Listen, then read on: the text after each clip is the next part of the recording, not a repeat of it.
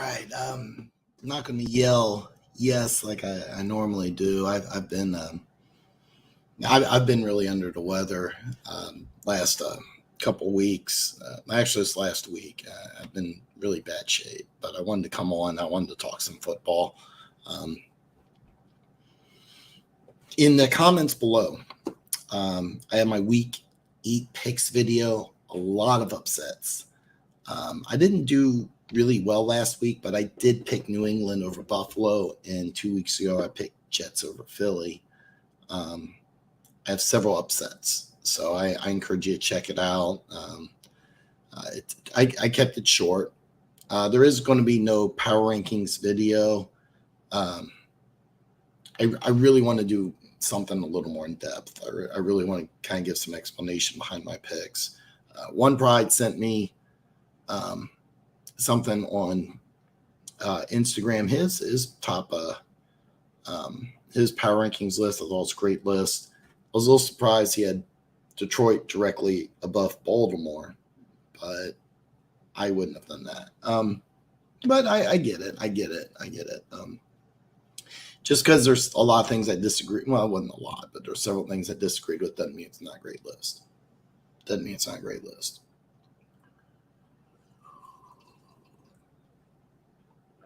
I have hot tea and water here. So, I'm just making sure here. I'm going to do a little test here just to make sure my comments are working. You know what? Stand by. I think I have some technical issues. Okay, no, we're good. We're good. Okay. The one thing that was really neat about being sick, and I hate being sick, I'm like a giant child, is that for the first time all year, I got to watch a assload of college football. I watched all of Ohio State, Penn State, all of Utah, USC, 85% of Alabama, Tennessee, the whole fourth quarter of Wisconsin, Illinois, great fourth quarter, and the fourth quarter of UCF and OU, and I think there's a few other games I checked out. But even though this is going to be kind of an NFL recap, I'm going to start right now.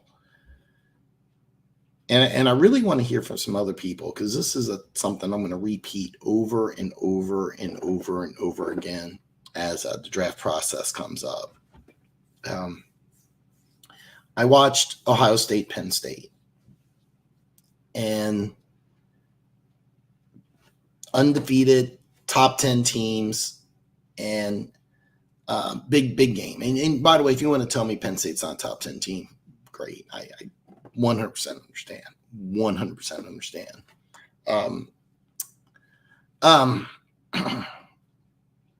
First drive of the game, Marvin Harrison, 3 receptions. I think it was 44 yards. Maybe it was 48. Don't get bogged down with details. He did something that really bothered me. And if you go back and you just look at the box score and you just look at the highlights, you're going to be like, wow, this is a great game. He did something that really bothered me. After that third catch, he took himself out of the game. By the way, on that drive, he was dominating. They only got a field goal. And you may be like, well, they won the game. It's not that big a deal.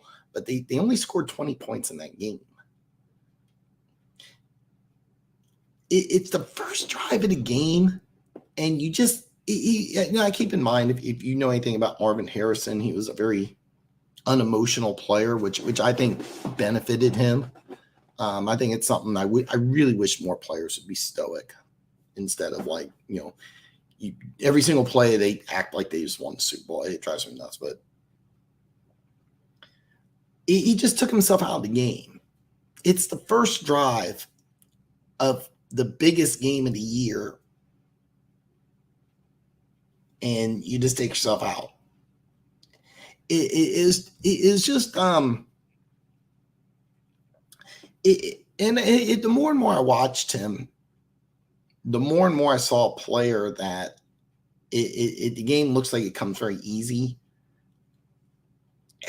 He didn't really have that dog like a Steve Smith, like Steve Smith Sr. Maybe it's a bad example, but somebody like Keyshawn Johnson or Michael Irvin or Jerry Rice. Guys that just. By the way, Jerry Rice's kid, I watched him play. That's a guy with not mind in Kansas City. Anyway, it bothered me the way he behaved. I mean,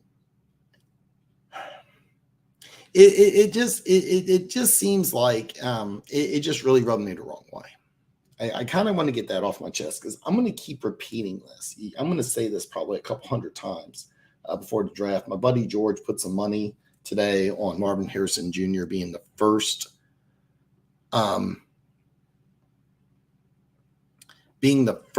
player, non-quarterback chosen in the draft, and he got really good value, excellent value.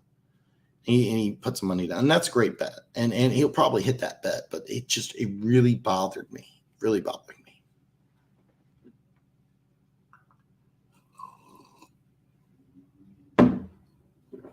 All right, bear with me here. I'm convinced there's something wrong with this live stream. If anybody's watching, if you don't mind, can somebody drop me a comment? I've done this before where I've accidentally put that I couldn't put comments. Okay, no, it's good. It's good. All right, my bad. Yeah, it's just for whatever reason. All right. Sorry about that. All right. So I got to watch a lot of college football. It was great. I'm going to recap what happened week 7. I mean, that's kind of my biggest thing. I'm going to answer any questions, but again, I'm not going to be on for very long. The one big thing is that Philly kind of did an all-in move. Kevin Byard was traded to Philly. Tennessee Titans safety, a player I absolutely love. He got traded to Philly, and it's not as lopsided of a trade as you think. I mean, Philly gets a really, really, really good player. Matt Slasher, what's up, brother? And so I'm going to talk about this. By the way, Philly gets a great player. But it's not as one-sided as you may think, because Tennessee is a team I think that's rebuilding, and they get a much younger player in Terrell Edmonds. I think that can work in Vrabel's defense. And they get a 5th and a 6th round pick. So, I mean, it's kind of a win. I really think it's a win for both teams because Edmonds this was a guy, he was chosen in the 1st round by the Steelers. Massive reach. I had a 3rd round grade on him. By the way, if you're wondering, it is the younger brother, or I think older or younger, maybe older, of Tremaine Edmonds for the Chicago Bears. They are brothers. Drafted in the 1st round, shouldn't have been in the 1st round. But anyway, he's a guy with some upside. And I think in Vrabel's defense, he's a younger player. He's got some athleticism, and you get some draft picks. If Tannehill doesn't go, they've been public that they're going to see Willis and maybe Levis. And I've been saying this for a while. Will Levis is going to be a starting quarterback at the Tennessee Titans. It's just a matter of when. So, man, Slasher, man, thank you so much, man. I probably sound worse than I feel. It's such a nasty. So here's the drill. Is this common knowledge? Did everybody else know this? So if I lay down flat, I just have the coughing fit from hell, and my body feels awful, and that's why my throat sounds awful. But if I sit up or I walk around, I feel really good. It's raining like it's like monsoon season outside, but like I can walk around. But because I can't lay down flat, I'm just exhausted. I can't really sleep. I'm doing some things today that's a little different. So yeah, I'm getting there. I'm gonna put myself at about 60%, but I'm really glad to get back on here and talking football. But I got hot tea, water, but I encourage everybody to do two things. Number one, check out my picks video, and number two, if you haven't already, hit me up on social media like One Pride 40 did, who sent me his power rankings list, which by the way I loved. I'm gonna call you out here because you have the Lions over the Ravens, and one team just beat the shit out of the other. Now, so let's just start and talk about. I'm gonna talk about whatever you guys want to talk about. I want to kind of recap what happened, but I do want to touch base on Ravens Lions. Okay. Ravens need that win. The Lions really didn't. All right. I've been telling people for a while that there's going to be a point where Minnesota starts winning some games. I think they're about a 9-10 win team, which is why I thought Detroit was. They're clearly better than a 9-10 win team. The last 3 games of the season, Detroit plays Minnesota, Dallas, and Minnesota. There's a chance that they may need to win one of those games to win the division. There is a chance. Maybe not. And just one. You know, you might just have to beat the Vikings. You may just have to beat Dallas. But it's as much as I hate to say it, and I don't like this phrase, it's a good loss because you got punched in the mouth. You just got beaten physically, but you got beaten on the road versus an AFC team. And I think I know a lot of Lions fans think that they're this overly physical team, and they are, but they're out physicaled against the Ravens. And I think that when they play the Raiders on Monday night, I think the Raiders are going to do the same thing. I think they're not going to have an overly creative game plan. They're just going to try to beat up the Lions. I want to see how the Lions respond. And I think they're going to respond well. Spoiler alert, I did pick the Lions to win on Monday night.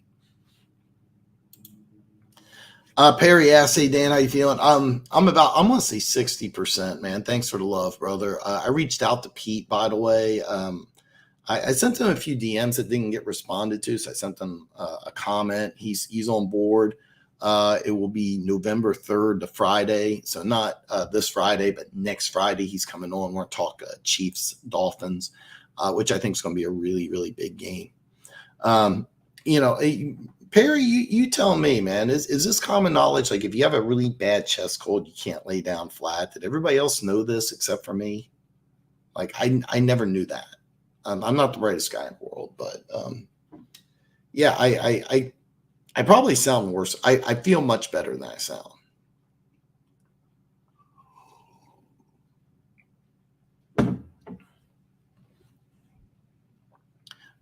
But yeah.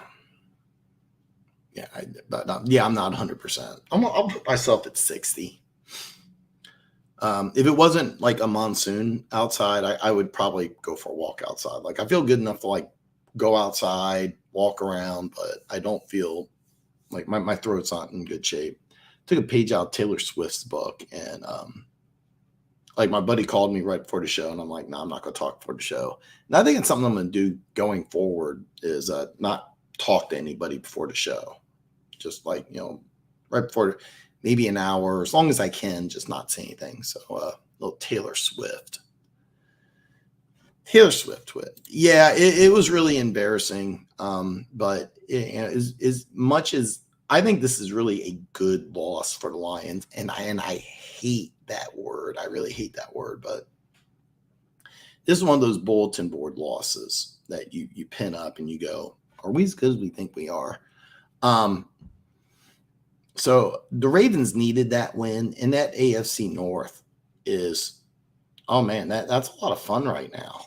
That's a lot of fun right now. It didn't occur to me, but did every team win in the AFC North? Did every team win in the AFC North? I think so. I mean, it didn't occur to me, but you got Pittsburgh, Baltimore, Cleveland. Yeah, Cincinnati was on a bye. Big for Cincinnati too. So the AFC North is turning into what we thought it would be. Just a really, really great division. I got Denver Gator in the house. Yeah, dude, please check out my video. It's short. I was planning on making it longer, a little more detailed, but like as soon as I got into doing the Thursday night game, I'm like, nope, I can't do 16 games. So that's why I was going to do my picks video. I do have my list 1 through 32. It's a little different than One Pride. And by the way, One Pride has a great list. I am going to I would put the Ravens over the Lions. So he has the Lions. I think if I remember, it was like Lions 4, Ravens 5. And it's like, But I get why you did it. I get why you did it. If it sounds like I'm making fun of you, I'm not. It's just that I would do just the opposite. I would have Ravens over the Lions for right now. The Lions were scared of Lamar and didn't play the way they have been there most of the games. Yeah, and Lamar's a different type of beast. He's a different type of beast. If you don't see him and you don't play in the AFC, it's so hard to prepare. Here's the deal, though. It's a road game. It's an AFC opponent, and it's kind of a sign to the Lions, like, hey, we got to show up. So I hate the word good loss, but it really is a good loss for the Lions. They're still king in the North. Minnesota's going to win some games. They're the second best team in that division. I think that's pretty obvious. But the Lions are clearly the best team in that division. They're going to get a home playoff game, which, I mean, a year or two ago, Lions hosting a playoff game? What the fuck? Yeah. Denver Gator says that's Lions haven't beaten a good team yet. They had a chance with Baltimore, next chance against Cowboys late in the season. Well, they beat the Chiefs. And I mean, they had a great game plan for Kansas City. And the thing is, I think Kansas City's a better team than the Lions. But what really bothered me about that game is that the Lions outcoached Kansas City. They really did. They really did. So, I didn't. Here's the deal. So in where I live, they had New England Buffalo live, and I really wanted to watch that game because I called the Patriots. And I really thought the Patriots were going to win that game. And I was right. As soon as it got up 14-0, I stopped flipping back and forth. I was like, this is going to be a blowout. You could tell right away the Lions weren't ready to play. And it happens. It happens. Nothing wrong about that either. Nothing wrong. You lost the game. You're what, 5-2? 6-2. I should know the standings, but 2 losses. That's really good. So don't worry about it. Don't worry about it. It's a good loss, but yeah, man, damn. I thought you were in Florida, Perry. How's it -10? Holy shit. God, it's actually, to tell you the truth, except for the rain, it's actually really nice out.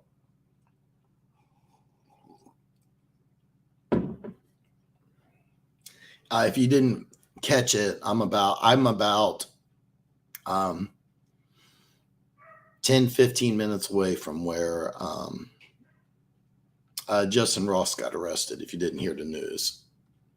And it turns out it was a felony. Now it's a couple misdemeanors. So because it's a misdemeanor, I don't know the specifics behind the NFL personal conduct policy, but because it got downgraded, they're going to do an investigation. He's not going to miss any time this year, because if it was a felony, I thought he would get cut. Because it's now a misdemeanor, he's going to stay on the team. Probably not going to miss any. He's going to miss some time next year. He really did. You can't put an asterisk by it. And by the way, welcome Hatter's House 710. I love you, man. You can't put an asterisk by it. So he goes, no Montgomery, no CJGJ, no Mosley, no Jackson. Put an asterisk. No, you can't put an asterisk by it because the one thing that they did is they just punched you right in the mouth, and that's that's one thing that really bothered me is that they really should have been able to be physical, and they weren't. They folded like a $5 suitcase out in the rain, and that bothered me. Here's the deal, though. It's a road game. It's against an AFC opponent. And you still you still got 2 games up on Minnesota. So it's a good loss, but you don't want to put an asterisk by it. I would do just the opposite. I would actually circle that game, and I'll put it up on the bulletin board. And I want every Lions player, if I'm Dan Campbell, I want every single Lions player to remember that game. And remember that if we don't come out and we don't punch you in the mouth, and by the way, that's a blueprint too, because I guarantee you the Raiders are going to do the exact same thing. They're going to come in, and I don't think you're going to see a creative offense. It's unknown if Jimmy G is going to play or not. I think they're just going to try to beat you up, and we'll see how they handle it. But yeah, go Lions. I'm not really trying to hate one pride, just trying to talk some real football here. I actually love the Lions. He beat up a Chiefs game with he says with, but he means without. One against Seattle, Atlanta, Green Bay, Carolina, and Bucks. Yeah, I got you. Yeah, I've always, it's funny. I've always, I didn't realize this, but I sleep on my stomach. I didn't really realize it, but yeah, I sleep on my stomach. But even if I sleep on my side, if I'm just parallel, like if I sit up like I'm doing now, I don't think I've coughed yet. I'm gonna start coughing, but yeah, as soon as I lay flat, it's like uncontrollable coughing fits. Like I can't sleep. The last 2 nights I have not slept, like hardly at all. I've gotten like a combined 8 hours of sleep. So, but I'm gonna do some stuff after the show. But yeah, I'm doing my best to try to get over this.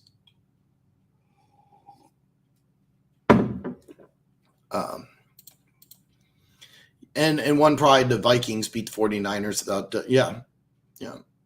And here's the deal. The Vikings are going to get some wins. I really do. I think they're a 9-10 win team. The defense is going to get better. The offense, I think, can be exposed a little bit.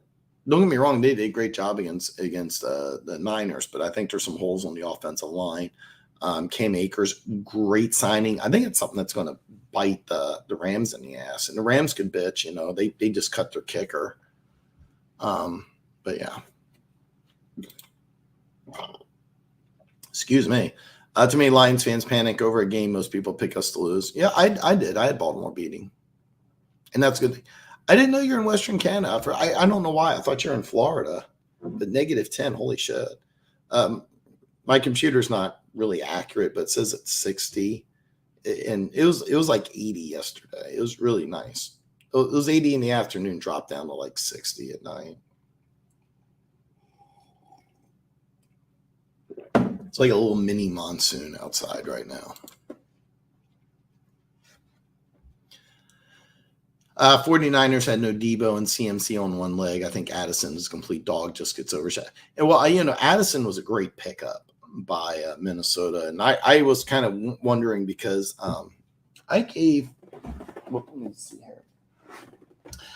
it a B- grade. And the reason why is that I really thought Minnesota should have focused on defense. But I love the fact that you get somebody to replace Thielen, who's a guy that once he gets the ball in his hands, he's pretty explosive. Some people like Zay Flowers better. I liked Addison more than I liked Flowers, but it's just my personal opinion. For the Vikings, I do. And Addison's a really, really good player. Really, really good player. And then when Jefferson comes back, it'll be very interesting to see what happens. But yeah. Okay. I thought I didn't know that. I really want to see them get a more quality win, not hating or saying they're fake winning against really good teams. Yeah. Well, here's the deal. And Lions, I really want to hear this from Lions fans because I think you're going to host a playoff game. What happens if you lose that game? What happens if you lose that playoff game? Do you consider this to be a good season? And here's the deal. I think an 0-1 or, 1 and done. Yeah, 1 and done. I think that's a successful season. My schedule hasn't allowed me to go on the Luke G show to eat some crow, and I need to do that. I really do. It's a dick move of me not going on there, but it's just my time is not allowed me to go on his show. Grateful for me. Grateful. I mean, he's great guest, and I love Luke G. I want to know from you guys, like, you get to the playoffs and you lose. You host a playoff game and you lose. I think it's a win for you guys, like, as a whole. I think just okay. You do what Minnesota did last year. You win it. You win, losing the first round of playoffs. I think that's a win for Lions fans. It should be. I'm curious what you think. I thought you were being serious. That's good to know, though.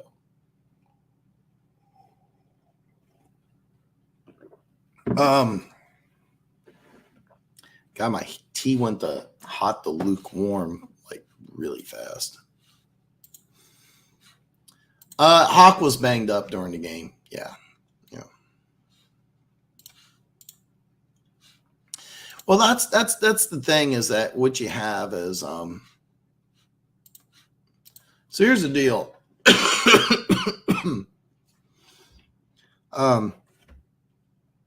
49ers, I think, top to bottom, have the best roster. CMC's not going to play 17. Deebo Samuel's not going to play 17. George Kittle's not going to play 17. Trent Williams can't play 17. Do you have enough quality depth for all those stars that you're giving a lot of money to? And that's the trick. By the way, Trent Williams' replacement actually played really well. Actually played pretty well. But it's having the best 53. And Christian McCaffrey, MVP caliber player.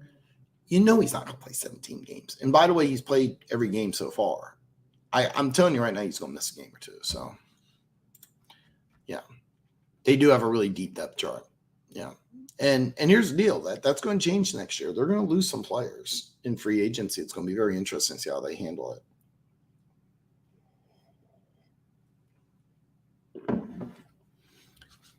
So Slasher brings up a great point. It's funny, too, because the Lions beat – I'm sorry. So it's funny, too, because the Vikings beat their best opponent without having Jefferson be on the field. Don't know what that says, but, yeah. I've been saying this for a while. Like the Vikings are second best team in that division. They're going to win some games. They're going to lose some. They're not a dominant team, but that defense is going to get better. Offense is not perfect. Cam Akers is a massive pickup. I think losing Dalvin Cook was a mistake. I get why they did it, but yeah, it's a big win. It's a big win for them. San Francisco is going to win the West. I think Seattle's a decent team, maybe a wild card team, but they're not really a threat, and the Rams aren't either. So it sucks that you lost to an NFC team, but it's on the road. It's not in the division. Your big thing is you just got to make sure you're healthy. And here's the deal. If San Francisco plays Minnesota 10 times, they probably win 7 or 8. Right? Yeah. Largest outside cocktail party coming up. Let's go. You know what? I did not know. I cannot tell you, Denver Gator, how much fun I had watching college football. I had so much fun watching college football. I was sick as fuck, and it sucked. I couldn't do anything except sit on the couch, eat, and watch college football. But, oh, God, I loved watching college football. Penn State, Ohio State, the left tackle for Penn State, not the elite prospect I thought he was, gave up a sack. Now, keep in mind that I don't know the guy's name. I think he's only a sophomore for Ohio State. He's going to be a first-round pick.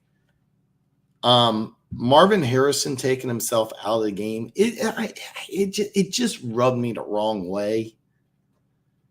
I watched all of Utah and USC. What a great game. Caleb Williams sitting on the sidelines for like 10 minutes after the game, not getting up. I think there's a lot of NFL GMs that are going to be really turned off by that.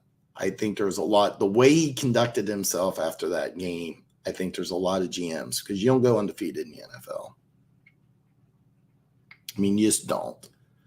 I think it shows a lack of maturity.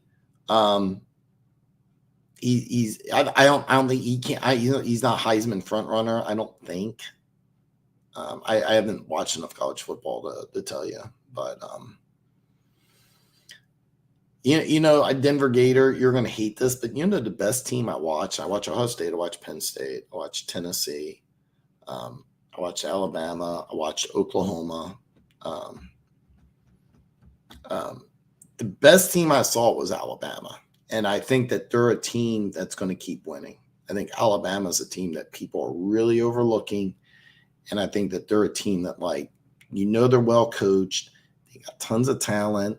The offense is a little, but I've seen Alabama teams with bad offenses win national championships. So, it's funny. I was trying to think of who Detroit should trade for, and if the Montgomery injury is bad, Zach Moss from the Colts would be a guy I would circle. I was watching NFL Live. I didn't get a chance to watch all of it, but what's his name? Played at LSU, played almost his whole career in Dallas. It's Marcus something. I'm just drawing a complete blank. Anyway, he said a good trade would be Derrick Henry to Dallas, and that kind of makes a lot of sense.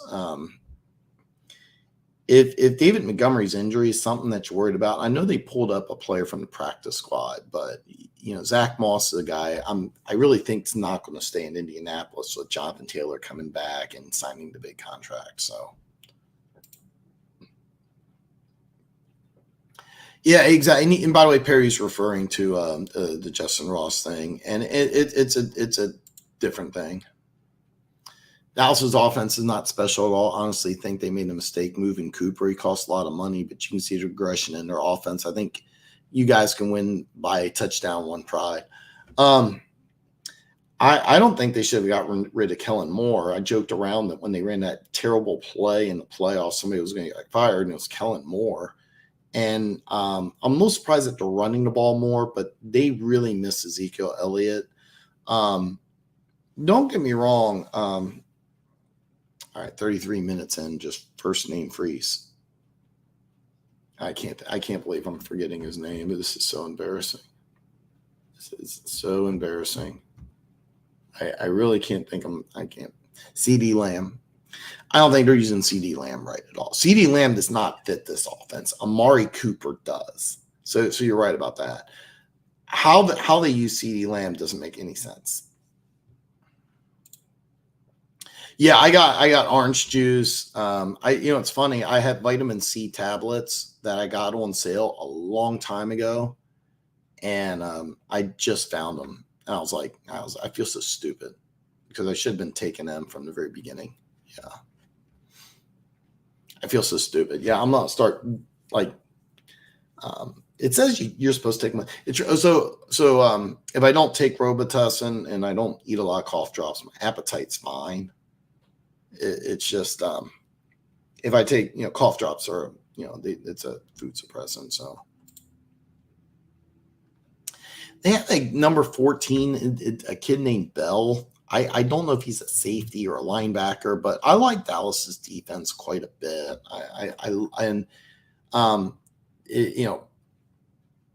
Micah Parsons. I know his name. Micah Parsons. Can't believe I forgot another name. Micah Parsons is a guy that if you don't call him a linebacker, I could see that. This Bell kid, I don't know what he plays. I like the defense. I like Dallas's defense. I think the offense needs something. A guy like Derrick Henry, I think, would be perfect. And to be honest with you, it's last year of his contract. He's not going to come back. This would be the time to move him because Tennessee, I think, really just needs to get rid of some guys, and they need to embrace the Will Levis era. You got DeAndre Hopkins, a future Hall of Fame wide receiver. You got some young pieces on the offensive line. You got a good defense. You still got really good defense. But yeah. God, that just sounds horrible. I've been told that Western Canada is just beautiful. I swear to God, there's a few people I follow on Instagram. Are you anywhere near Vancouver? I swear they do something in Vancouver with the women that are just like unfreaking believable. It's like, what the hell? This tea's like almost cold right away. Oh, it's 30 minutes. So.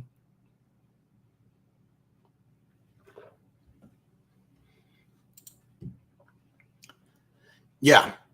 Yeah. Slasher 100% correct. Yeah, they are. Yeah, I love. By the way, thanks for sending me the picture of you at that game. So here's the deal. I watched like a little bit. Once I realized it was going to be a blowout, I didn't see any point of watching it. No offense, but yeah. Diggs being out is big. Denver Gator. I'm going to tell you something. Missouri fans suck. My nephew goes there, and I'm so embarrassed. And my sister and my mom may watch this, and so like I'm a bit like. So I saw my sister last week, and so you join fraternity. Oh no, he's not that type. And I'm like, oh God. I didn't join a fraternity either because like to me it was like rent a friend, and like I have to pay to be here, so a bunch of guys can be dicks. So like where I went to a college called CMSU, Central Missouri State University. I had my own room. And then I had the bathroom shared by my suite mates. I forget who they were. They weren't bad guys, but they were freshmen and they joined a frat. And what it was is that they just treated them like absolute dog shit. And I'm like, you got to pay to be treated this way? Like, serious? So anyway, but here's like, is he going to? So Columbia from where my sister is about 1.5, 2 hour drive. He comes home every chance he gets, and they go out to eat on weekends. And I'm like, yeah, I gave him some money on Christmas, and I put on the card, like, use this for alcohol. He looked at me, he goes, well, I'm underage. And I'm like, oh, Jesus Christ. You're in college, boy. Yeah. Yeah. Yeah. But MU fans suck. Yeah, you're right. MU is one of the most fair weather schools ever. There's no such thing as an MU fan until their team starts winning, and then when they win, they have the most. So I actually been to this is the only college football game I've actually attended, and I remember they were playing Baylor, and here's how long ago it was. My buddy was like, "Who was Baylor having?" I said, "Man, they got this freshman quarterback. He was an All-American hurdler. Like, he's going to be really good." That kid's name was Robert Griffin III. He got injured. So we were like, and MU got up early. Turned out we should have stayed because Baylor scored like 19 fourth quarter points to win the game. But every first down, one side chants MIZ and the other side chants ZOU is the most annoying thing ever. It is just awful. Seriously.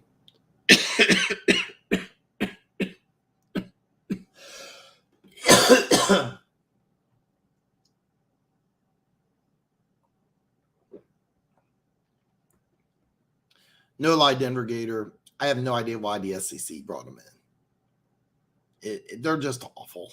They really suck. They're doing a good job recruiting. I think they're 6-1 in ranked. So Perry asked who gets moved at trade deadline. Zach Moss for the Colts to me is an obvious move. I don't know how you sign Jonathan Taylor. Anthony Richardson's out for the year. You're going to build. You're kind of building for next year. That would be a guy that I think gets moved maybe before the deadline. Derrick Henry's a guy that makes a lot of sense. Last year of his contract, he's not coming back. They got to change some things. I'll give you a dark horse, and I don't think it's going to happen. But Najee Harris, because I can't think of who that backup running back is for Pittsburgh, but he's a really good player. The offense just looks better.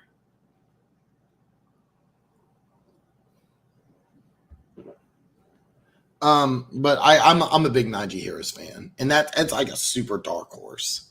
Kavion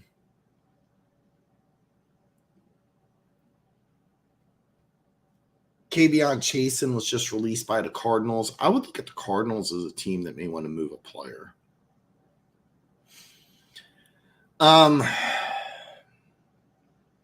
The Saints have a team that they can make multiple moves too.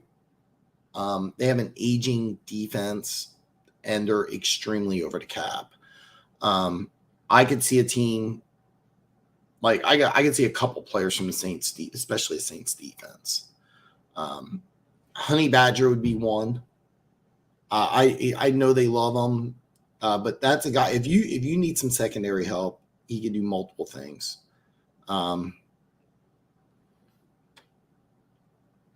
But Derrick Henry's a guy. I mean, when it's Marcus Spears, that's what it is.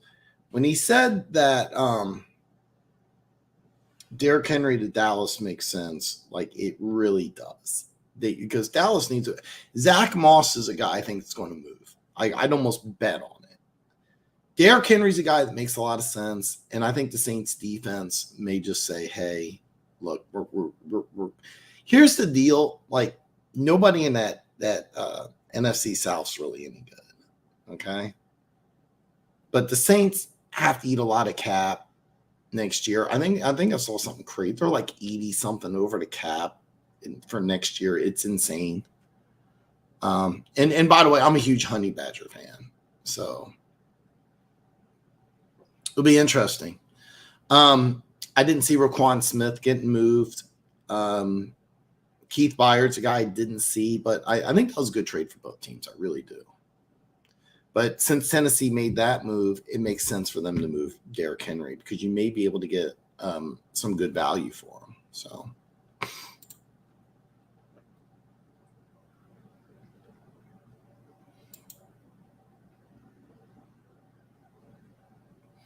Perry brings up a good point. If we win the NFC North and host a playoff game, that's a step in learning. The win, all teams. Yeah, and I think that just getting there makes them move is a good thing.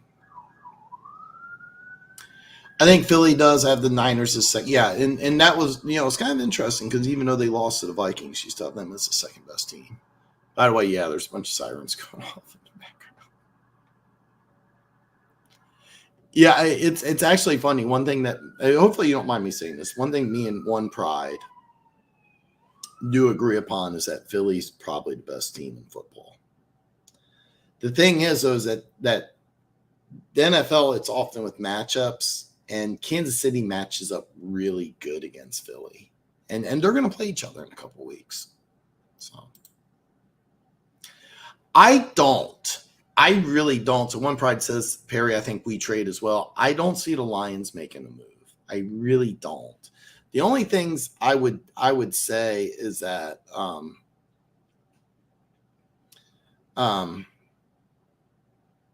if the David Montgomery injury is something that's going to be long lasting, it wouldn't surprise me if you picked up a running back. But do I see them making a big move for somebody like Derrick Henry, for example? No. Yeah, I get that. Yeah, he's a very poor sport, and I don't know if you caught earlier, but the way Marvin Harrison behaved in that game really bothered me, and it's something I'm going to talk about quite a bit. His maturity, I think, is really going to come in question. I think it really could have hurt him. If you rank NFC teams, you usually have to put the Lions at 3. I struggle here. I've been saying this for a while. San Francisco and Philly are the top tier, and I think the second tier is Lions and Cowboys, and I could flip those two pretty easily. And I've been going back and forth. Right now, with the way you got beat, I would take Dallas over Detroit. But if you have Detroit over Dallas, I don't hate that. So no, Utah's a good team, and that was such a great game. Backup quarterback.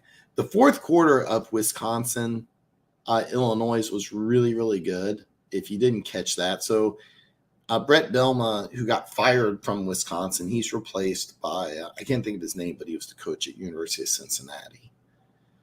So the University of Cincinnati coach goes to Wisconsin, first year at Wisconsin.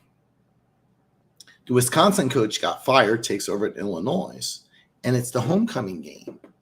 And they're up 21-10 in the fourth quarter. Wisconsin comes back and wins with a backup true freshman quarterback who set a Texas high school. Okay, when I say Texas high school record, it doesn't sound like it's that big of a deal. If you don't understand, like when you break an all-time Texas high school passing record, it's a big deal. And it was for passing touchdowns. And it was something insane. It was like 750. No, I'm joking. I think it was 150 career passing touchdowns. It's a Texas state record. He's a guy who doesn't have an NFL body. He's listed at 6 foot 205, so he's probably like 5'10. You know what? I have my phone on silent, and it's still bothering. I have no idea why. It's so fucked up. I even put my phone on. It's so fucked up. Yeah. I think Bama's the best team. Bama's the best team I've seen. Oh, God, Leonard Williams. I didn't even think about that.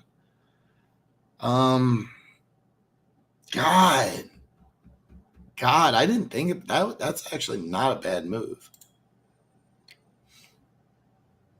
Ooh, Brian Burns makes a lot of sense. Right, you know what? I didn't think about Brian Burns, but oh, Keys, what's up, brother? Baby. Open pipeline from Titans to Eagles. Just trade Henry to Eagles.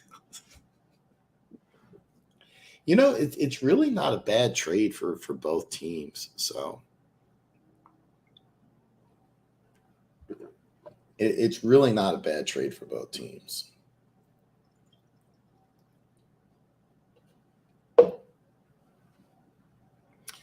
The Titans need to build for the future. The 2 extra draft picks plus a younger, talented player that can help out. Byard's 30. I mean, his best days are behind him, but I mean, the Eagles are trying for a Super Bowl, and the Titans are not. So I think it's a win for both. But oh God, if Derrick Henry went to Philly, oh fuck me.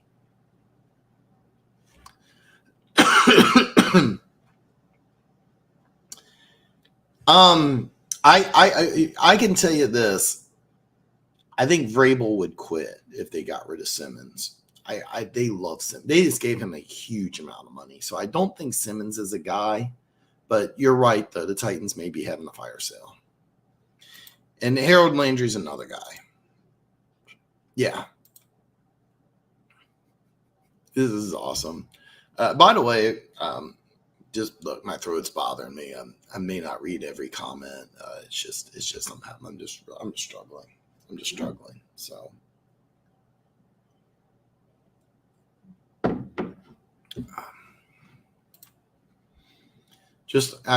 why didn't I think of that? You know, I'm Taylor. I'm tired of the team.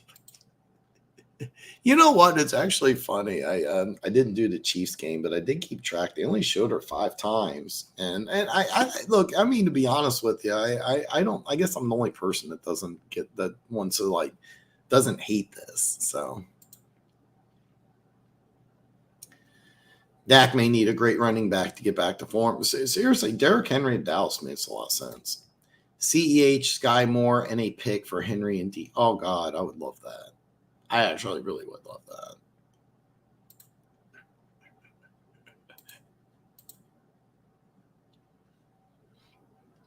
You know, it was only 5 times. Jonathan Allen is unhappy. And by the way, Washington, it's really just a matter of time before Ron Rivera goes. The only way he wouldn't go is if they won 12 games and go to the playoffs. Without going to the playoffs, there's a 100% chance, even if he did go to the playoffs, they're going to take away the general manager part of his title. And I think that's not what he really wants. So Duran tried to Oh, guys, seriously, like these two guys, like we weren't friends or anything. We hung out a couple times. But one time they invited me to this like frat party, and I was like, all right, and this is the '90s, so I went all grunge, and they were all preppy, and so I like they didn't want to talk to me. I didn't want to talk to them, but all they did was just talk down to the it was really really bad. Like all they did was talk down. I mean, these seriously. Every time I ran into a dude who's joining a frat, all they did was just talk down. Like really, it's just I didn't get it, and I had no idea. Like you have to pay to be part of it too. So yeah, I didn't get it. Now later on, I worked with a guy who's part of a frat, and he says, "Here's the deal. I talked to nobody from my frat," and he was young. I think like 29. He goes, "I talked to nobody, but there was a lot of great parties. You can do a lot of networking, and you get to be around people. It's just better environment." And I was like, okay, I kind of get that, but not in Vancouver, dude. Seriously, dude, they do something in the water. Those women from Vancouver are like just freaking like unbelievable. Like Vancouver's a bucket list thing, so.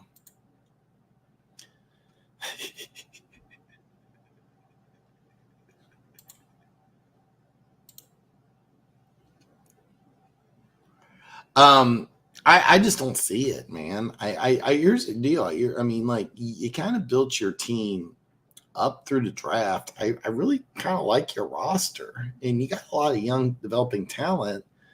The only position I really, really see is running back. And then Zach Moss makes a lot of sense. It makes more sense than Derrick Henry, actually. But Denver Gator says, I tried joining a sorority. They didn't accept that. I'm simply a lesbian trapped.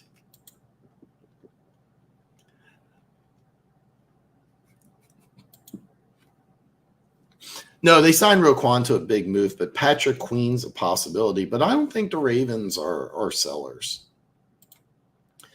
Keys, great question. How many more losses do you see Kansas City having? I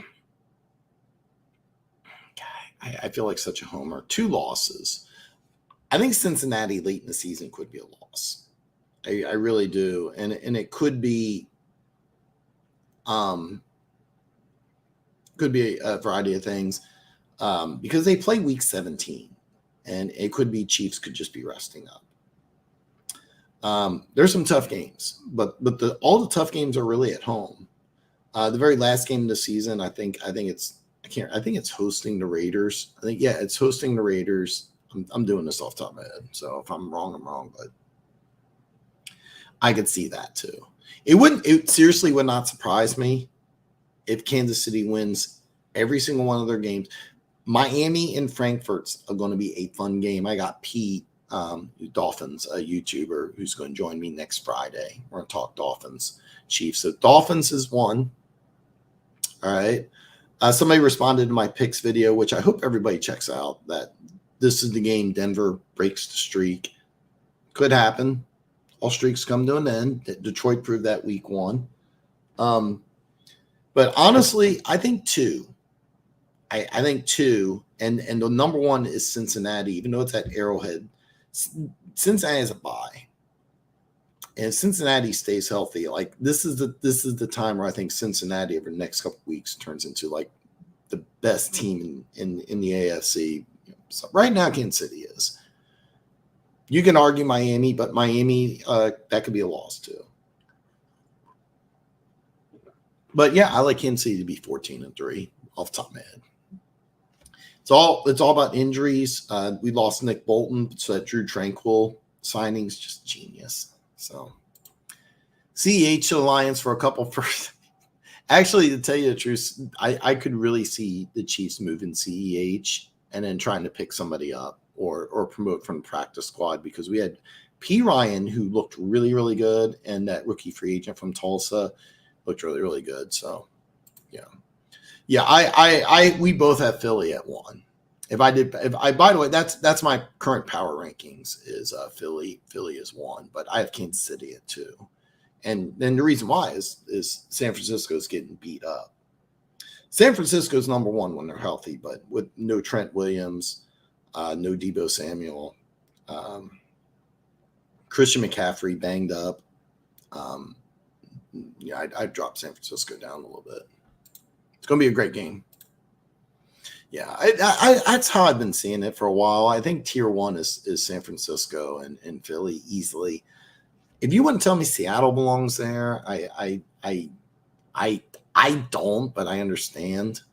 I really don't see another NFC team like really being there with Detroit and Dallas. And you get flip. I've been flip-flopping those two for a while, so yeah, I get that. I get that. This is One Pride's 40s list. And by the way, I encourage everybody if you follow me on social media, all my social media links are below. Do like One Pride did and DM me your anything, really, to be honest with you. He DM'd me his picks list 1 through 32, and I thought it was fantastic. I of course had some teams. So yeah.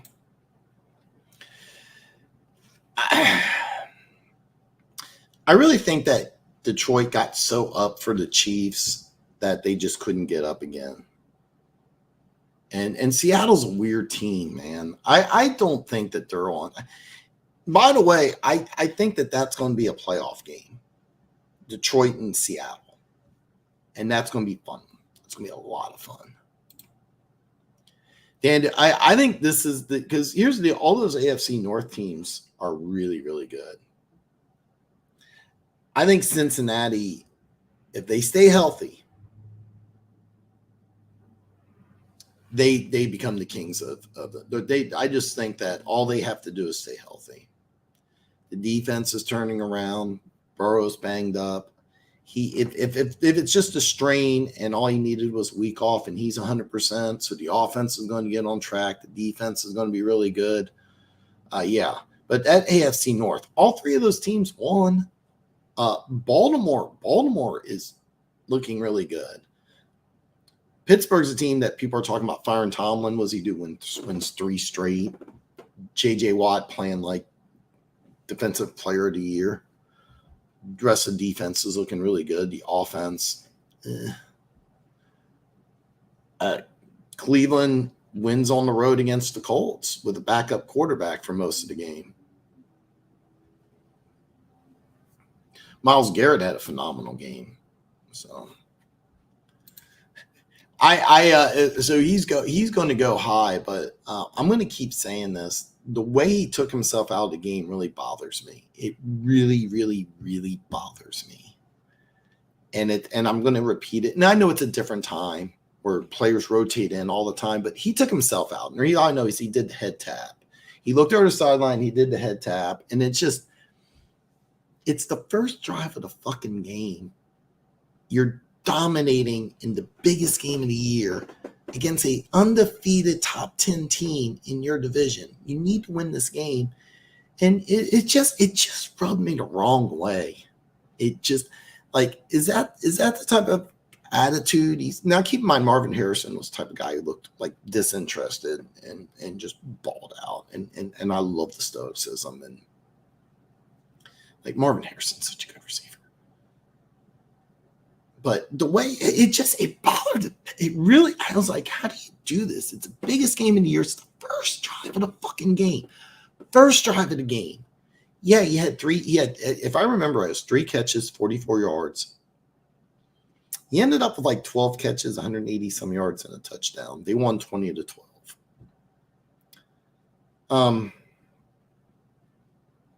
But here's the on that drive, he was just dominant. He takes himself out, and they have to kick a field goal.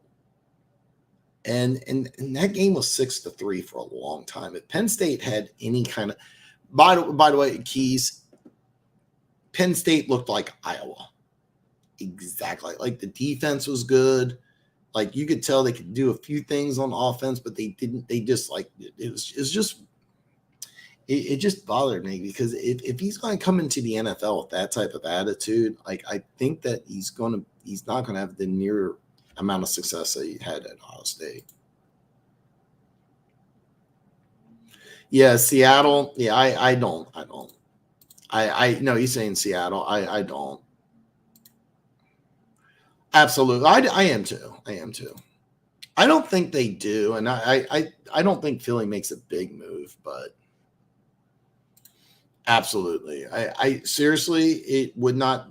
Last year they were 4-4, and I ended the season 12-4. Remember they had that weird the game against Buffalo, they had to forfeit, but so I'm just excusing that from the equation. They won 8 straight, and I really think that that's what's going to happen here. And that AFC North's just going to beat each other up. I think there's a good chance that 10 or 11 wins that division. I don't think it's going to be 12. There's going to beat each other up, but I think this is the time of the year. I think Philly, I really do. I think Cincinnati's going to get hot and just start winning game after game after game. So yeah. I think that they don't get me wrong. I mean, Cleveland look the worst team in that division is Pittsburgh, and Pittsburgh's 4-2 with a very good defense and maybe the best defensive player in football in TJ Watt right now. So yeah, absolutely.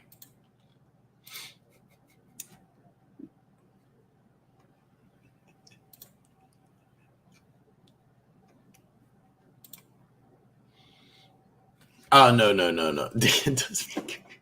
I really want to visit Vancouver. I really want to visit Vancouver. Oh God, I would love that. I would so love that. And I don't think that they're going to have a fire sale at the Giants. I really don't. They could, because I think the quarterback situation is a little weird, but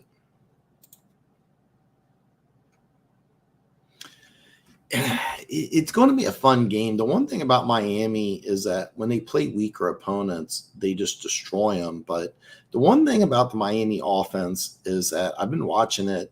It's really not as complex as people make it sound. It's a lot of motion, but it's really not a lot. I mean, it's a thing that it's a thing that like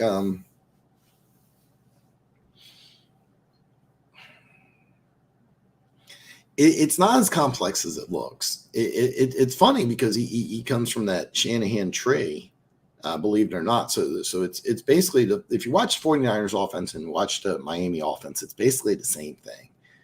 It's not overly complex, but there's a lot of motion and there's a lot of shifting. Miami has a lot of speed, and there's a chance. I don't think it's going to happen, but there is a chance that I can't believe I forgot. Jalen Ramsey. I'm sorry. Jalen Ramsey's going to play against Kansas City. So, that's one thing, though, is that Joe Burrow has no problems throwing 50-50 balls. And Jamar Chase, my God, he is so good. See, it's kind of funny because I think Kansas City matches up really, really good against Philly. And I think Cincinnati matches up really good against Kansas City. It wouldn't surprise me if Cincinnati comes in Arrowhead and wins that game week 17 or whatever. It wouldn't surprise me. But the one thing I will say, the Chiefs defense is right now, and you can call me a homer if you want, but this is a fact. It's a top 5 defense right now. It really is. We got some really good players in the secondary. Nick Bolton's out, but Drew Tranquil's going to play really, really good. Willie Gay's playing really well. 3rd round pick, Leo Chenal. We're using him in all sorts of different. It's so much fun. I can't remember a time that I've been like really excited. I think it was 2020. In 2020, Chiefs defense had like a stretch where they were just really, really good. But I don't think they were quite this good. Chiefs defense right now is top 5 unit. It really is. It really is. I mean, they can get after the quarterback. They have some really good secondary players. They have a lot of different corners that can play inside, outside. some physical defensive backs. It's a lot of fun for an old school guy like me.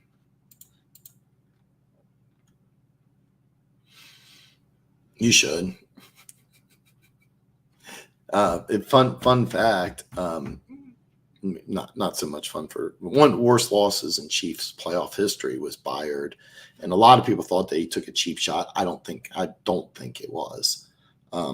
Bayard knocked Kelsey out at the end of the first half. Kelsey had, I think it was like 5 catches, 80 yards, and a touchdown. He was just destroying Tennessee, and Tennessee had no answer for Kelsey. They were able to shut down the Chiefs receivers.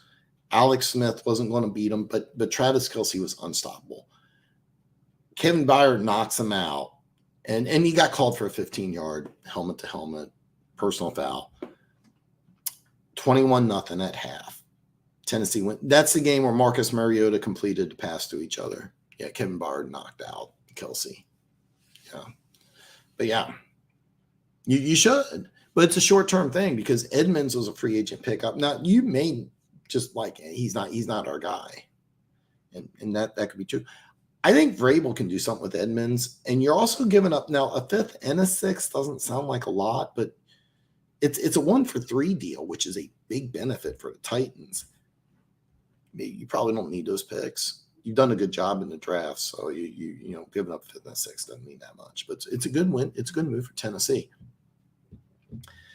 You get a younger player in Tennessee and Edmonds that you can develop, and Bayard's a guy that is better than Edmonds, at least for this year.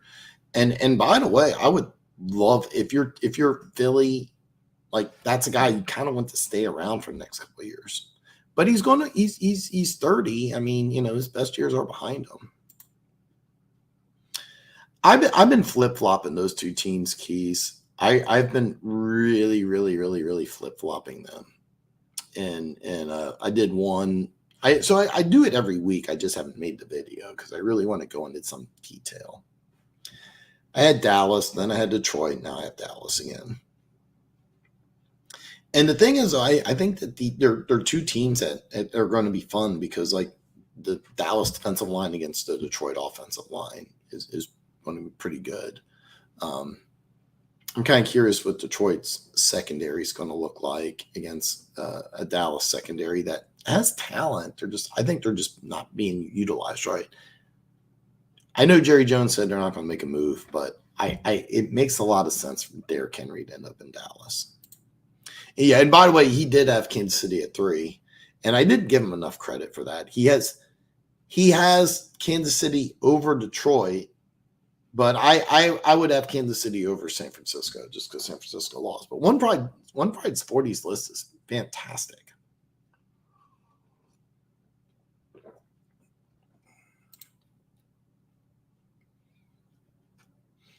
Yeah, it's super expensive.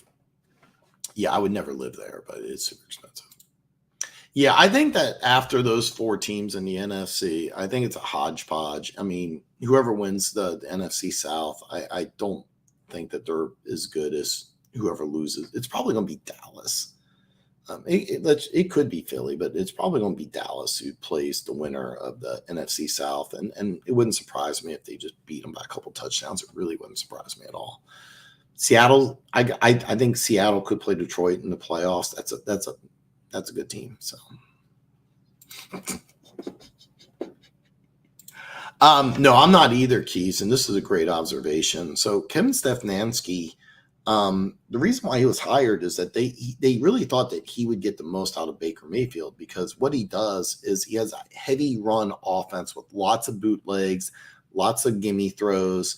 And what they were trying to do is they're trying to develop Baker Mayfield, and Stefanski got there, and I think like almost immediately he's like, you know, look, we'll be a 8 to 10 win team with Baker Mayfield, and I think that he was the catalyst behind Deshaun Watson, but Deshaun Watson's a guy who's set up for a spread, high passing offense like you know Kansas City or actually Deshaun Watson would be awesome in an offense, not the personnel, but an offense like I think the Giants want to run, like Buffalo runs. Minnesota's, I think, more of a passing offense. Like he's dumb. But the Browns have a run-heavy offense that they built around Nick Chubb, who is their best player, but Nick Chubb's not on the field. So I agree with you completely. And I actually think Stefanski gets fired, even though they're 4-2 right now. You're going to go, damn, they're 4-2. I think they could finish season 9-8, not make the playoffs, and I could see Cleveland saying, "Look, we need a quarterback who's going to work better with Deshaun Watson and make a move." Yeah. And by the way, you know who? Don't be surprised if Bill O'Brien ends up reuniting with Deshaun Watson. He would be. He would be.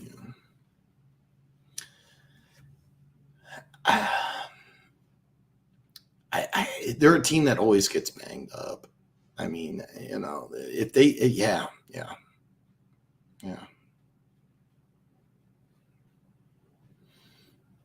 I think Cincinnati. I originally had Cincinnati finishing third in that division, Baltimore winning, and I had Pittsburgh second. Right now, I think Cincinnati and Baltimore are just going to fight for it, but Cleveland and Pittsburgh could be very dangerous teams. I really think that seriously, you're going. It wouldn't surprise me all four of those teams have winning records, but I don't see them staying healthy. I just don't. If they do, yeah, I get it. I think Cincinnati's just going to start getting hot.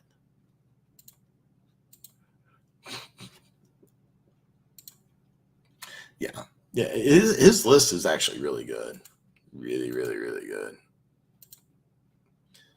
Yeah, I loved your list. I pointed out the disagreements like a dick, but yeah, I really, really liked it.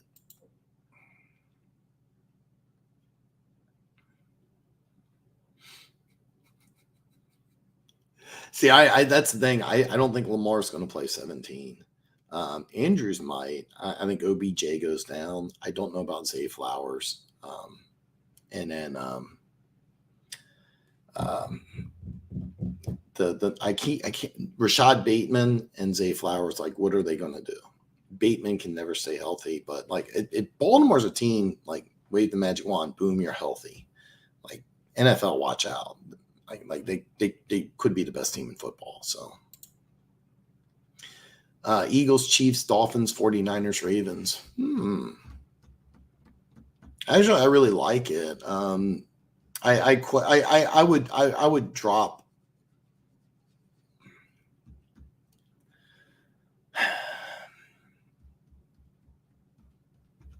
I might drop Miami. Well, I would drop them at least to 5. But by the way, this is the type of engagement I'm hoping to get when I release my video, which I'm not going to do this week. You can tell from the way I'm talking that I wasn't able to do the video, but I thought about, because I had my list complete, about just doing something short like it did, just like a 3-minute video, just 5 seconds, just put the team out there, put the order. But I really want to do more.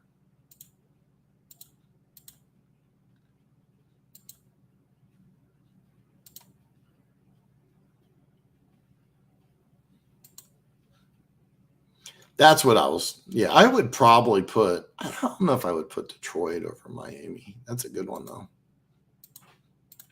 Ravens 7-6. Be more, man. Congratulations, man! What a big win. That AFC North looks like a lot of fun. Looks like a lot of fun. We're debating. I mean, I think Cincinnati's the team that's just going to get hot if they can stay healthy. Baltimore, if they stay healthy, they're dangerous. Congratulations, big win, man. They signed him this year, so it's kind of hard to move on, but yeah.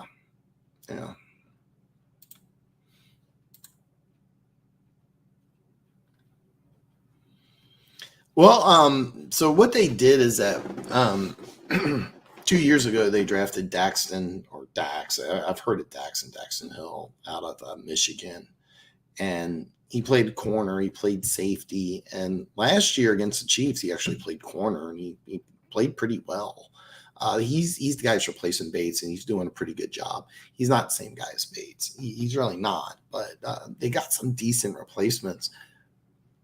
The Honey Badger going to a team like Cincinnati really could scare me, and it wouldn't surprise me if something like that happens. Yeah, I know I'm saying all the bad things here, but Daxton Hill's played really good. Wouldn't surprise me if he goes to a Pro Bowl. Wouldn't surprise me. He's playing really good. Yeah, and that's the reason why I didn't want to trade for Hardman. Turns out we just flip-flop picks, so we didn't lose a pick. But the thing with Justin Ross is now it's a misdemeanor. It's he'll miss some games next year probably, but it won't affect him this year. Because when I heard felony, I was thinking he might get cut, and now it's a misdemeanor. So Ross is still going to play. Rashee Rice keeps getting better and better and better. Sky Moore's got to do something, man. I'm really, really, really disappointed. MVS is going to be MVS. But, of course, I mean, Kelsey, back-to-back games with over 100 yards receiving in the first half.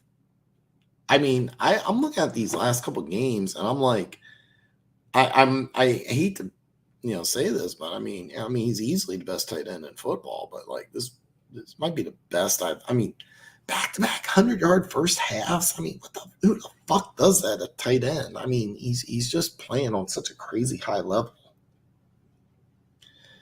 And no team hates Travis Kelce more than the Chargers. I mean, Travis, that seriously, I kept on. I wasn't talking, during the game, but I just kept on saying, why are you not covering Kelce? Like I would have 3 guys on Kelce if I'm Staley, but they will.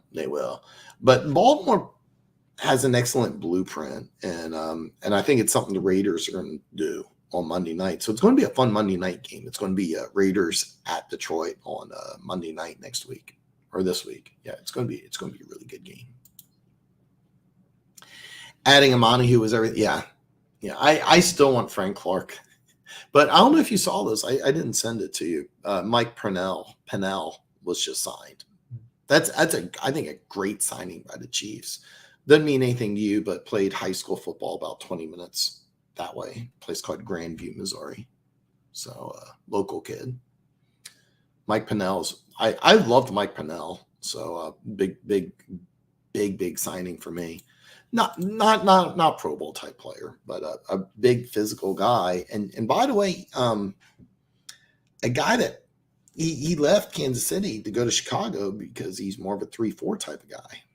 So we really should talk about that. But I kind of want to, kind of want to just talk Chiefs this whole thing. Yeah.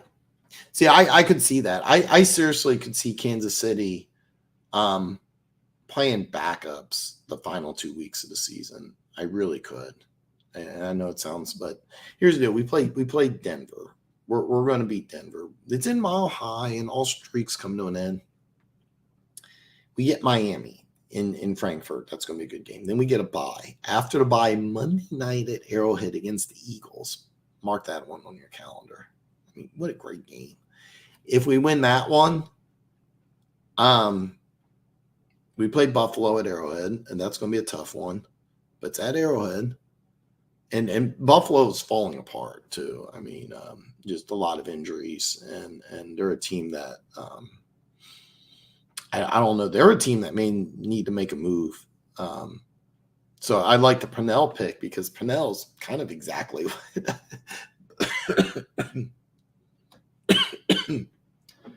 what Buffalo needed.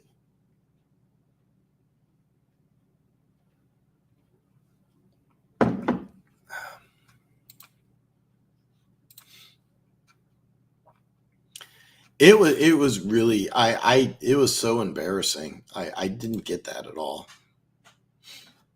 Oh, dude, all of our hard games are at Arrowhead. Eagles at Arrowhead, Bengals at Arrowhead, Bills at Arrowhead. Yeah, we got to go to LA to play the Chargers. I'm not worried about it. Oh, I'm sorry, you meant Detroit. I got all egotistic. I'm sorry.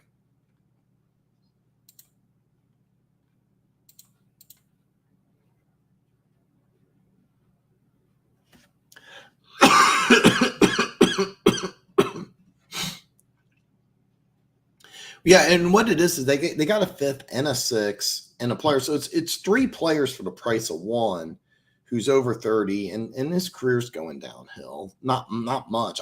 Kevin Byard's one of my favorite players, but I really like to trade for Tennessee.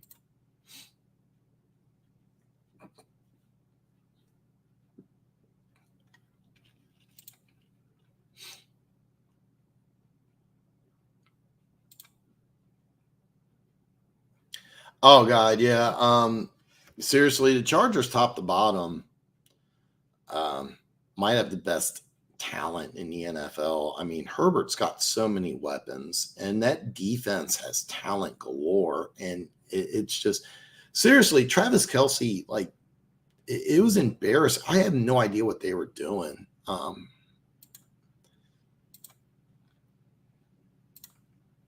Please keep sending those to me.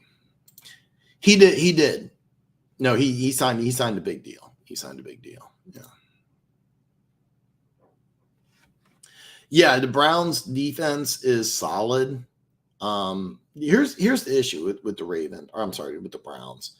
They built that offense around Nick Chubb, and it makes sense. It makes a lot of sense. The problem is Chubb's not playing. and the offense that's best suited for Deshaun Watson's not what Stefanski wants to run, but he's not healthy either. The offense that PJ Walker can run with Kareem Hunt and Jerome Ford. Jerome Ford got banged up. I have to check on his status. Actually works perfect. So it's kind of it's just offense isn't there. The defense is, and I'm not sold on their coach. It wouldn't surprise me if every team in the AFC North wins 10 games. Really wouldn't surprise me. Bateman, yeah, Rajon Bateman. I'm glad, Perry. I'm really, really glad you brought this up because I meant to. I should have talked about this much sooner. Is Perry says the funny thing is Fields goes down and the Bears win with an undrafted rookie free agent. What are my thoughts on that? And so, by the way, the undrafted rookie free agent quarterback is not the answer. Okay, it's a great story, and I'm pulling for him. I think he's getting the start next week against the Chargers. Much more, difficult AFC, much more talented AFC West team. And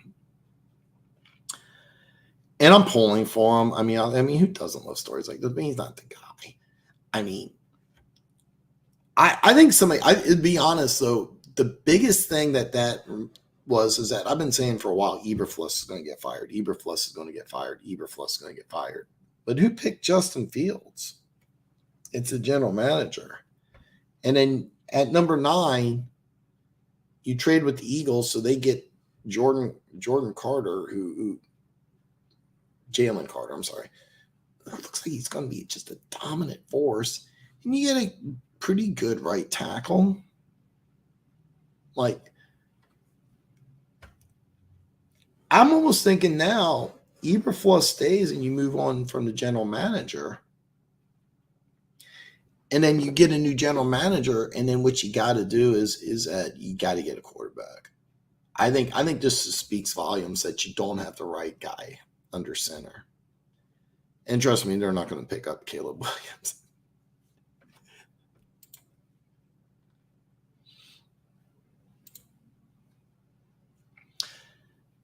We'll have to see how Ramsey plays. Both their starting cornerbacks are banged up. Both of them might not play against Kansas City. That's a big problem.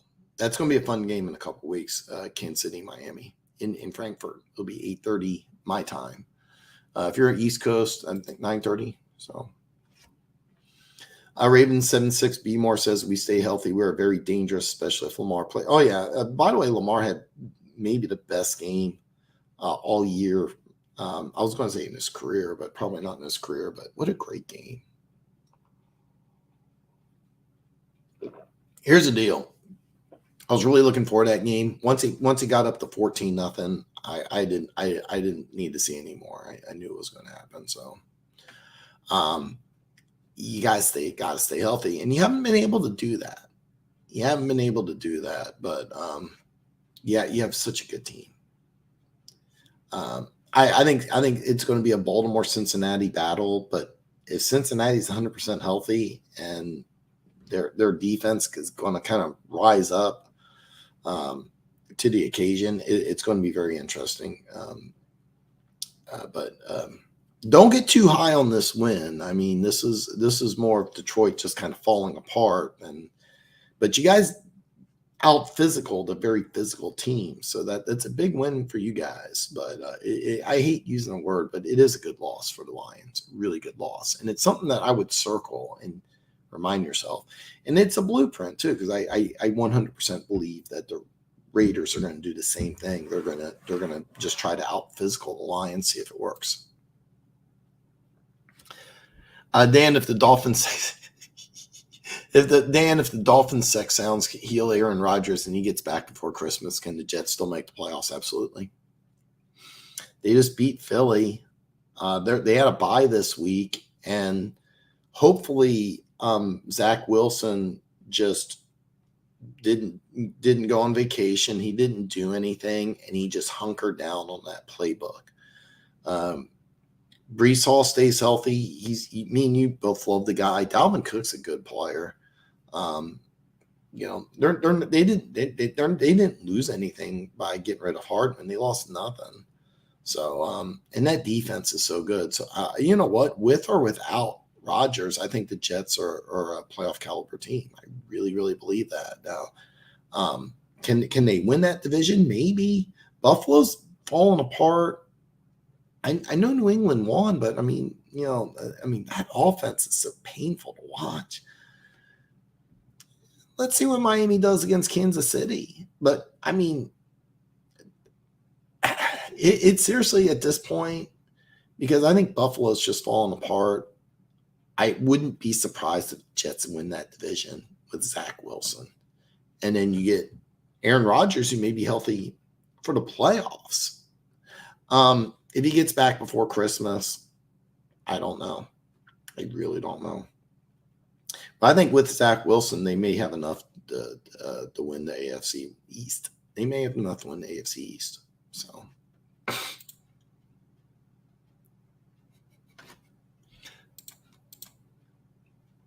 I just wonder if Amaruno has many mullets. But yeah, I mean, they got a little different personnel.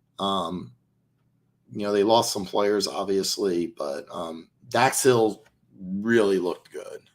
So it's going to be a fun game. It's really their offense. Now, I know they put up 34 against Arizona, and Arizona's not the best team in the world, but Jamar Chase and when Jamar Chase and Burrow or mostly Burrow are healthy, they're really hard to beat. Really hard to beat. Yeah, me too. And it's coming soon.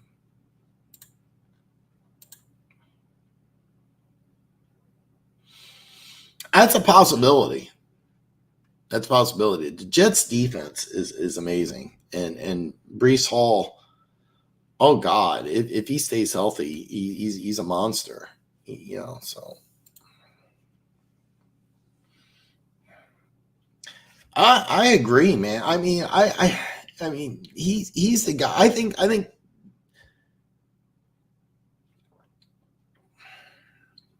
I really don't get like how this isn't a no-brainer. Like he has to make the playoffs or he's fired.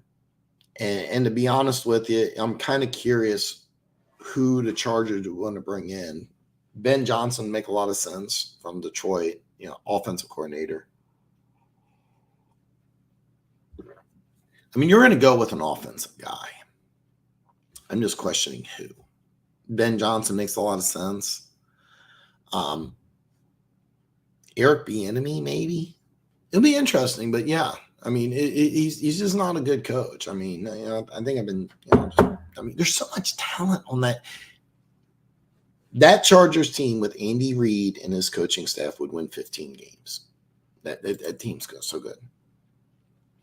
Yeah, I know. And here's the deal, Perry, is that I follow a lot of local guys, and there was so much hype on Sky Moore. I predicted he would have 1,000-yard season. I thought he was going to be like a really big-time contributor. it's going to take him some time. But the one thing that really bothers me when I watch him is he gets zero separation, and it really bugs me. It really bugs me. I'm not happy with him, but Rashee Rice is right now easily the better player. Rashee Rice looks like a guy that, I mean, he was my favorite draft pick. I really like Rashee Rice quite a bit. And right now he looks like he's going to be really good. Justin Ross is a guy that's been playing more and more. I was kind of worried with the felony, which is now a misdemeanor. So it's, no big deal. But we got some young receivers, and we got Miracle Hardman, who's familiar with the offense, and he was returning punts and kicks. Had a nice punt return too. So yeah.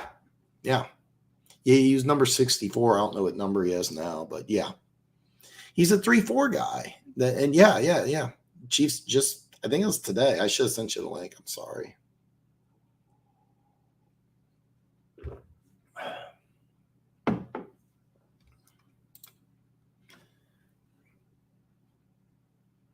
Yeah, the media, and there's no need to crucify the Niners. Trent Williams didn't play.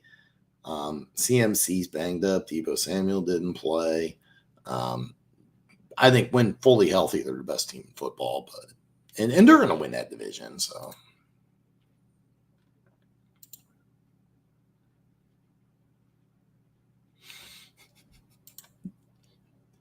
these are some great comments. I feel like a dick. It's just I thought I had more liquids and my throat's going. So I apologize because there's so much more I really wanted to talk about, but I'm probably going to wrap up here in the next 10, 15 minutes. So I'm kind of just scrolling through here. I'm going to try to just answer any questions.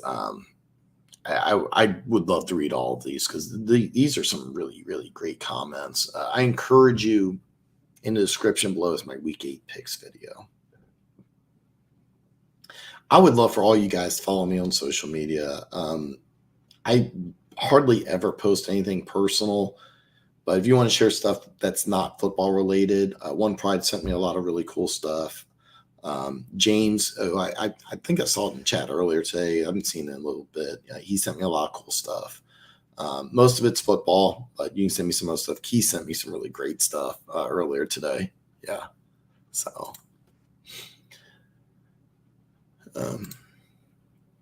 he might, because that's one issue is God, there's a lot of things wrong with the Raiders, but and after your bye week, that's when, like I was saying, because I thought there's a good chance that the Lions could be 3-4 going into the bye, 3-4, 4-3, and then like after the bye, and then I'm like, watch out.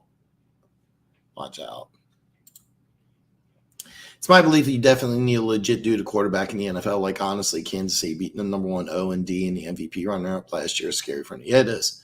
What's scarier is that the Chiefs' defense is playing lights out right now. Top 5 defense. That's not a lie. Exactly. Apparently, the Titans have been trying to ship off D-Hop, but haven't got much interest. Is it not something the Chiefs would be interested in pair with Kelsey?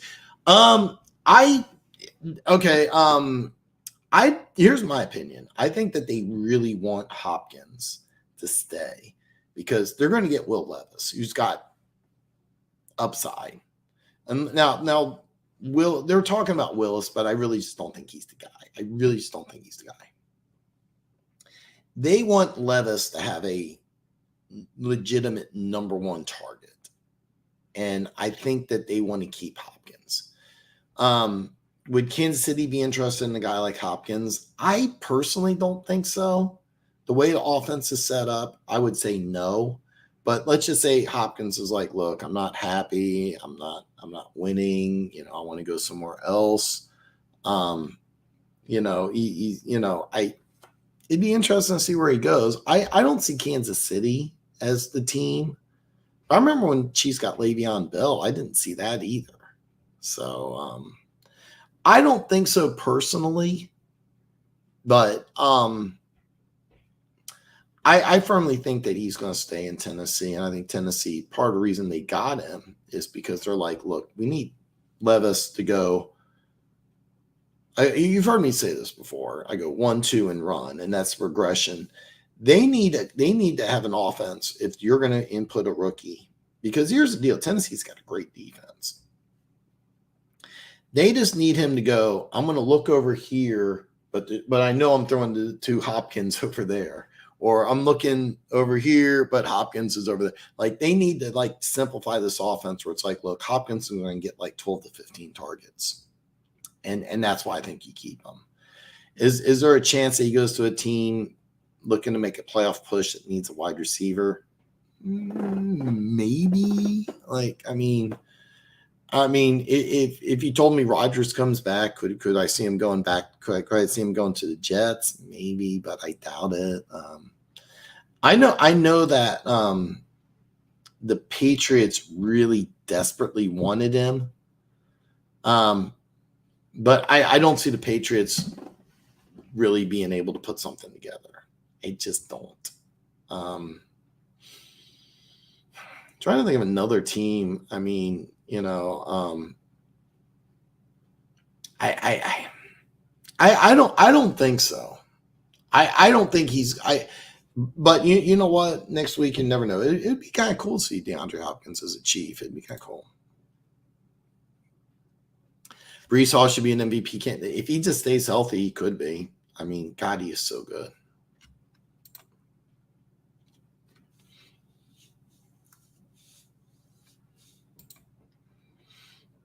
The Fins will win the AFC East. We're gonna find out. You know, I mean, to be honest with you, right now they look like the best team. They really do. They play Kansas City in 2 weeks, and that's going to be a big game. If they play Kansas City close, then I'd say okay. If they lose, if Kansas City handles them, then I would be a little worried. So that's a big game in 2 weeks. We'll see after 2 weeks. Right now, today, that would probably be my pick. But to be honest with you, the Jets are dangerous. The Bills have talent. They're just falling apart. I picked the Patriots, and their offense is just awful. But here's the other. The Patriots offense scores 29, which they did against Buffalo. They score 29 every single game. They're going to win probably 10 of the next games. It's just their offense is just terrible.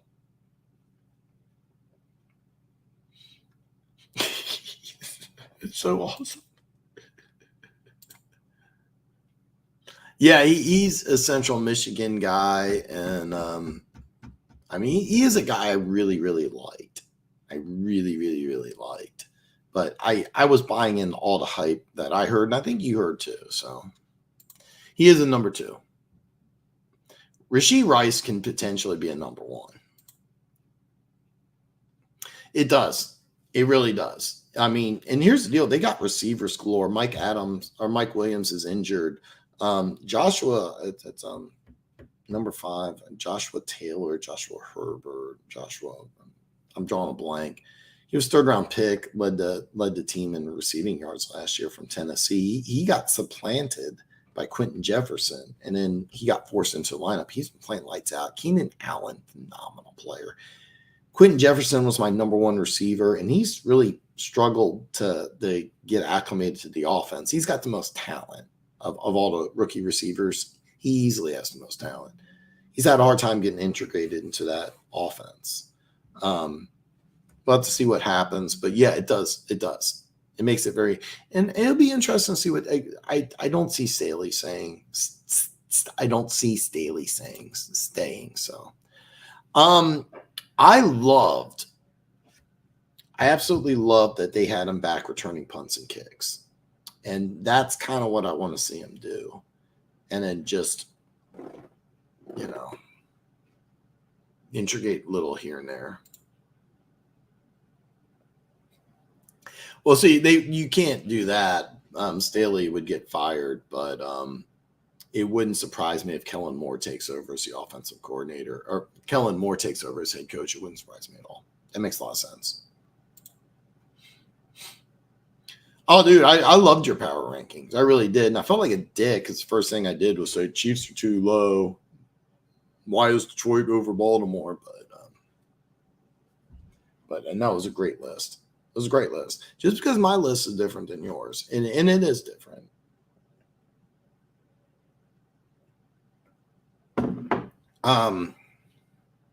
Yeah. You can talk to Gooch and tell him that this some no, I'm serious. I Yeah, I don't know if you heard this, but like when I lay down flat, I have insane coughing fits. Like I can't stop coughing, so I haven't been able to sleep much. And then when I do wake up, I'm like drenched in sweat. It's really fucked up.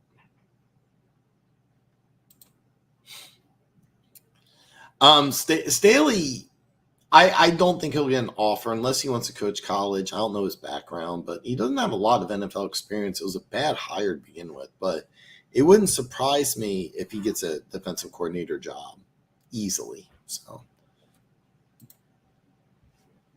okay, I did buy the Sky Moore hype. I really thought year 2 because everybody was saying it. I did. And I hope he does pan out, but the lack of separation really bothers me. But I did. It's funny because I'm just the opposite and everything. So here's what Key says: I didn't buy the Sky hype. I hope he pans out, but I didn't want him and didn't see what Andy and Veach saw in the college film I saw. Okay, I did buy into the Sky Moore hype, and I did want him, and the reason why is that listen, the guy talks super intelligent, former quarterback. Another thing Chiefs like. He's a guy that has he was a former it was quarterback to corner, then they moved him to receiver, if I remember right. Talked to him, super smart guy, like has the type of mental makeup that you want.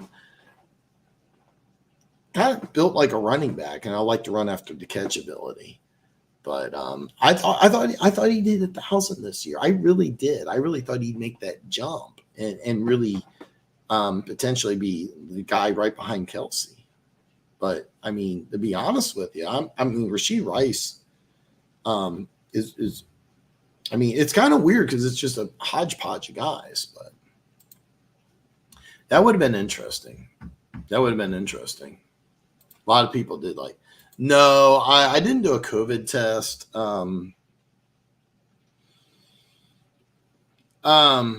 So here's the deal. I did not do a COVID test, and it's funny because Sunday night I was getting ready to go to bed, and I thought I'm gonna just go through the day, and I laid down, and then I just started coughing uncontrollably for like 8 hours. I'm not joking. It was 7 a.m, and I couldn't figure it out, and so I made myself some oatmeal. I took a buttload of cough drops, and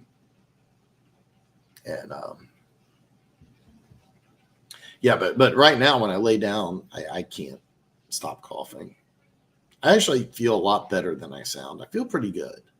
It's just I sound horrible, and because of all the coughing, my throat's just like it feels awful. I really thought he would. I really did.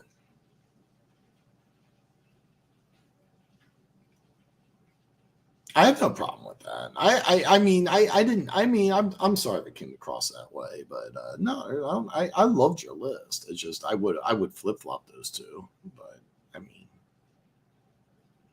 I'd flip flop Kansas City and San Francisco also. But I think your list is fantastic. I didn't like that they put him back as a punt returner when he didn't return punts in college. I didn't like that at all. He's a guy. If you listen to him talk, he's the type of guy that you really want on your roster. But I really was expecting a lot more. Like he's a guy. Seriously, if you just took him off and you put Miracle Hardman in, and you like that makes the team better, and that's frustrating. But Rashee Rice looks like a weapon. And Justin Ross looks like a guy who could be a weapon. MVS is a guy who's always going to start because he's a starter, but he's really, I call him a wide receiver number 3, even though he's really our wide receiver number 2.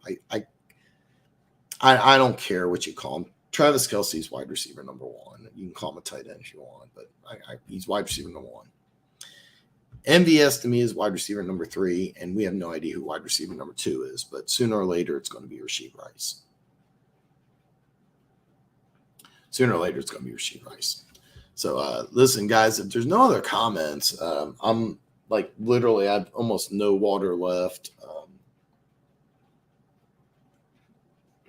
I'm also out of tea. I was also out of tea. I'm actually glad I was able to go as long as I did, but there's a lot of things I wanted to talk about, but I just had some fun, man. God, this was a blast talking with you guys. I can't tell you how much I had such a blast talking football. There's a lot of things I really wanted to talk about. Monday Night Football, big win for the Vikings. The 49ers proving that not a lot of depth.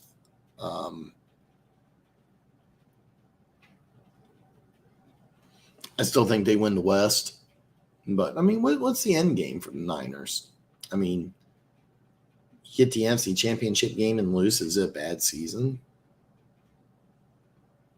I mean, that's kind of what I see. Philly, Miami, big win for Philly. People talk about Miami having a double-digit losses. I didn't really think it was that bad. A.J. Brown, 5 consecutive games with over 125 yards receiving. Calvin Johnson and another Detroit receiver from the 60s who I've never heard of, or only 3 players in NFL history to do that. A.J. Brown turning into the second best. I think Tyreek Hill's number 1, and then A.J. Brown number 2.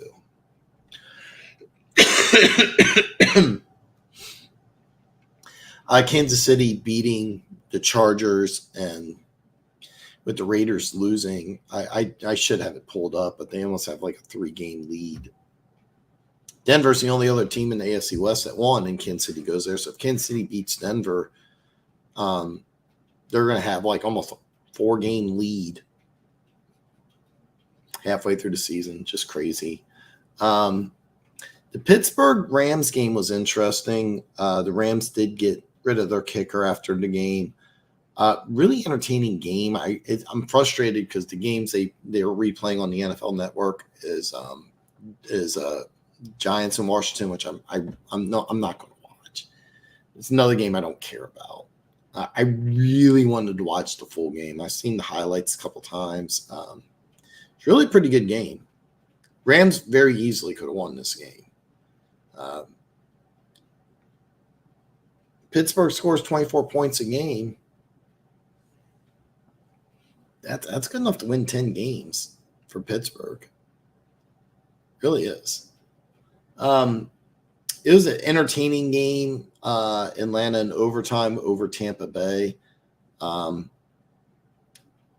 Tampa Bay punted late, which is such a bad move. I mean, this is a team with a really good defense. And it's just when you have a Todd Bowles as head coach, your offense is just going to be bad. Atlanta with a win. We didn't even talk about it, but if you can send me Pittsburgh and Rams, I would really appreciate it. Because that's one game I really wanted to watch in detail. So for those of you that don't know, the Atlanta Falcons could be possibly fined or lose a draft pick over this. If you're not aware, the quote unquote was oh God, I'm drawing a complete blank. John Robinson, I'm sorry about that. So John Robinson didn't play. He wasn't on the injury report, and he was quote unquote not feeling well. A lot of people are mad about that. And they got the win anyway.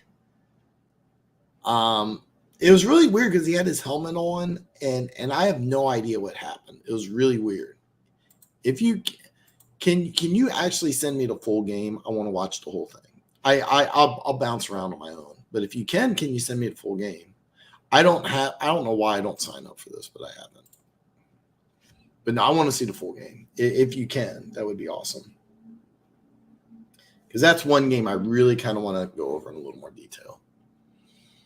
The Cam Akers trade to Minnesota really, really kind of stung the Rams a little bit because Kalen Williams, I think that's his name, got injured, and he's on now injury reserve. So Giants in Washington means really very little. I did predict Patriots over Bills. Cleveland, Indianapolis is interesting. There were some very questionable calls in that game, but we'll have to see. It's going to be interesting.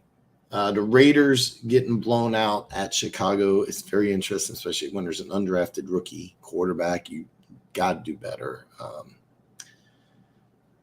McDaniels is a guy I think, I've been sticking by McDaniels and saying, no. Now I'm thinking, yeah. It was a really good game Thursday night. Didn't get a chance to talk about it. Jacksonville hung around. Really, really good game. And it's kind of a shame because I really think in that division, the Saints may be able to win, but they're just not a team that's going to advance. Trevor Lawrence was banged up, did enough to win. It was funny because when Jacksonville lost to Houston, everybody was jumping off ship. Now they're back and talking trash. And I'm starting to kind of not like Jacksonville fans, even though UCF Jaguar was nice enough to come on my show. But